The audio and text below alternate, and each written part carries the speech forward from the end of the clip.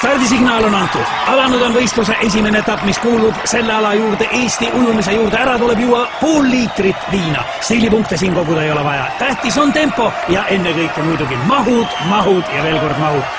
Ott, muide, kui huvitav fakt, väljaspool seda kuninglikku ala Eesti ujumist on tegu täiskarsklasega. Ütlesin küll, et stiilipunktid siin ei loe, aga soliidsust säilitades ka sellel raskel hetkel näete Märti.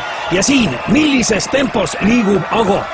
Hapukurk, ainus lubatud abivahend. Kohtunikud on sellega hoolega üle vaadanud, et sinna ei oleks pistetud midagi, mis võiks võistlejaid aidata. Ja siin on näha, et võistlejad on üha rohkem teiseks etapiks, distantsiks valmis. Märt, Ago, raske, aga nüüd tuleb meeste tahtejõud mängu. Otil veel raskem, aga ka tema on distantsiks valmis.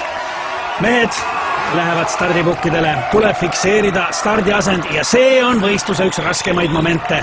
Võiks öelda, see ongi kogu jõukatsumise üks võtmehetki. Väga paljud on pidanud alla vanduma just selles faasis, aga nemad ei ole ka finaalis. Siin on ju 4 kõige kangemat, aga ka neil on raskusi. Kus on pukk? Kuhu minna? Ei ole kätes seda jõudu, ei ole jalgadeski. Aga tuleb minna.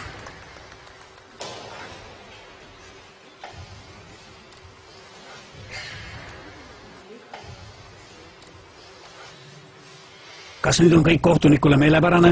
Kas võistlejad on stardiasendi kätte saanud? Jah! Kõlas vahestardisignaal. Väike hetk peataolekut, aga juba favoriit kogub ennast ja asub teele võidu suunas. Ago samal ajal stardipukilt lahkumata on mees põrandal ja see jäi tema viimaseks stardiks.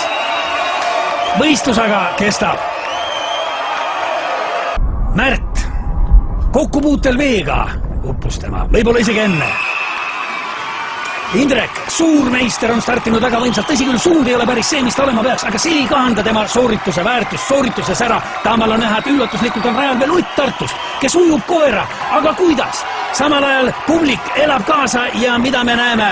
Indrekul on ilmselgeid raskusi ja ruudulik kohtuniku käes näitab võistluse enneaegset lõppu. Ott on võitnud, on uus meister puhtalt sellega, et pidas lõpuni vastu. Rahvas on hullumas, ei ole kedagi, keda see draama ei jätaks ükskõikseks. Milline üllatus, millised emotsioonid!